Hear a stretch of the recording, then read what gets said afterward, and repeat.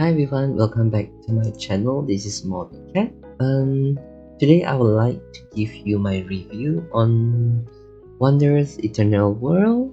So I've spent this is my 5 or 6 days exploring the game, and here are my thoughts. So firstly, I would like to talk about the character customization. Alright, so here are my characters. I love how we can dye the costumes and the accessories to showing our own unique style. So however, it would be better if the hair is actually separate from the costumes, so player can change their hairstyle based on their own preferences. So now I would like to talk about the glitch dungeon. Okay, I believe that most of you, whoever participate in the closed beta test, this is something that you cannot avoid. Alright, it has a very interesting gameplay and can be quite challenging sometimes. So one of the things that I don't like is because the quest for the glitch dungeon is very repetitive, as we are required to enter the dungeon with the same character, as you can see on the right hand side here. So you have to enter the dungeons for multiple times with the same character in order to complete the quest. So it will be better if all the characters are bonded to the quest or mission. So whoever you that mean that there is no requirements to enter the dungeon with this particular character, so they all share the quest.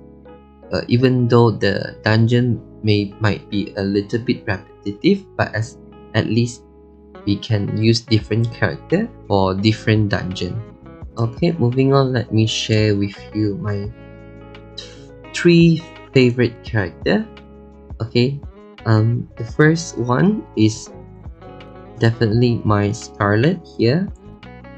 Okay, you can see this is my Scarlet. Let me find a better place to show my character. Okay, right, so Scarlet is a very powerful gunslinger with great skill sets, and I like her abilities to leap and evade. So basically she has 2 skills to evade the enemy's attack.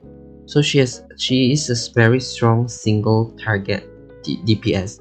So if you choose the right artifacts and the buff or the skills from the dungeon, you can kill the boss within like few seconds.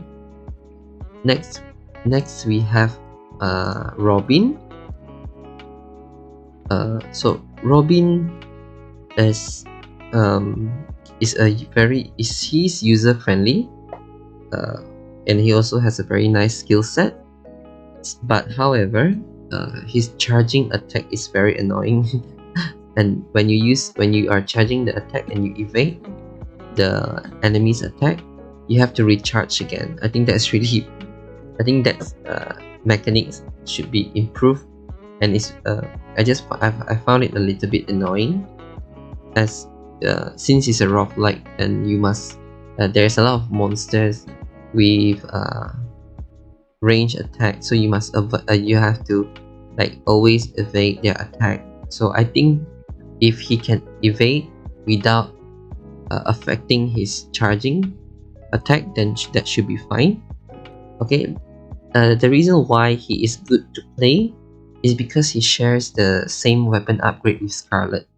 So he is definitely a good character to pick, to go with, because like I said, you can spend all your materials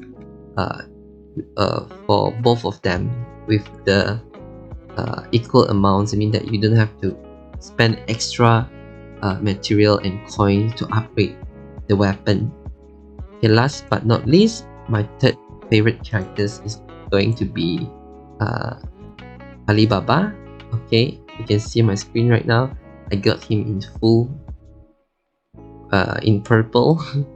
Yeah, maybe because of the lighting. Okay, he's actually fully in purple. I tried to match with the wings and the tail that I got from the shop. So he is very fast and quick. Basically, he's just very fun to play, and he's a melee DPS.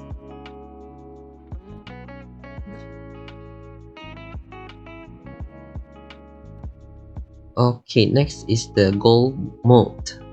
Is the PvP mode. So it's actually quite fun only if my internet is smooth. So I often get high ping because I'm not within the region. I don't have a recording for this part of this PvP mode, but I've joined a few times. It, to be honest, it was very bad because of my internet. That not because of the gameplay or the mechanics in PvP. Is just mainly because of my internet. So the gameplay is very fair as everyone begins the fight with nothing. So you start with 0. Level, experience, and weapon will be needed to obtain throughout the PvP. So moving on to the next one is the mini game. The mini game was okay, nothing special. I think it would be better if the GM conduct or carry out some events which require the player to be part of to take part in this mini game. So I would like to talk about some improve that need to be done in the game. So first of all, let me get on my mount. So first of all, as you can see, it's a beautiful world. It's just lacking of something there. I think like the developer can actually add the world boss or monster to the open world map. Okay, and then quests can be added to maybe they can put in some new NPC in the town. All right, to give us a new quest which require us to farm in the open world map. This will help to increase the interaction between players. Okay, I believe that most of the MMORPG, we all, if you are familiar with MMORPG, you should know the interactivity is very important. Second is the multiplayer PvE dungeon, which is the glitch dungeon. If it's multiplayer, we should also take into accounts of the supporting roles instead of all going for DPS. They should have some supporting roles where buff can be given. So supporting buff like attack, increase attack, increase defense, or maybe healing, all those kind of thing, like increase the goal rate, increase EXP. The next one is actually about the character. If you have never played the CBT, the closed beta test, the beginning of the game, when you jump into the game, you will get her as your first character. I think players should be given the options to choose. Maybe with the current character that's available here, we have about 7 of them. Maybe the player can choose 2 or 3 to begin the game. Okay, so that they don't jump into the game with Alice and then wondering, oh, I can only use her, and then they will start to have like maybe they come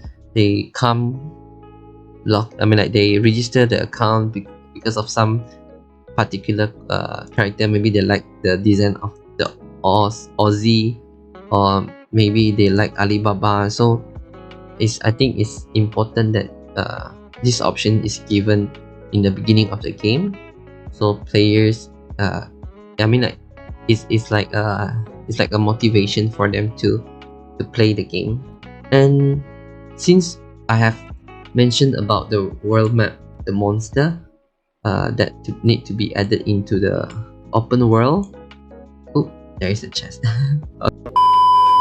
When they have monster or bosses in the map, the level and the attributes of the player, which is not bound to the glitch dungeon, can be added to improve the activeness of the player. So when they need to level up their characters in order to gain extra attributes, so they will be active in the game. And last but not least, we have let's look at the summon.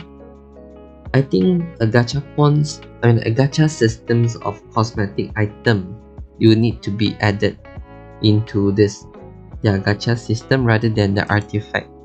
I don't think there is a need to have artifacts in the gacha system, as since we can unlock them with the data fragment during in the PvE dungeon, the glitch dungeon. But of course, if it's really necessary, maybe in the futures they decided to add in like unique artifact, something that it cannot be unlocked in the dungeon with the data fragment. Yes, then go ahead. But I would think it's better to have one more summon here for cosmetic. I think that will really boost the. That you can. Like, as a developer, you are running a business. Gaining profit is definitely one of your goals.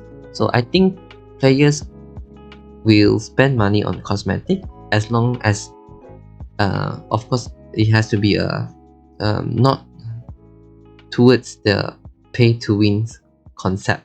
So cosmetics should not come with any special stats or attributes. So that's all.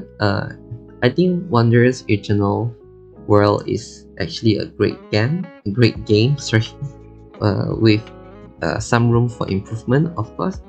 So I hope my review has provided some insight for the developer.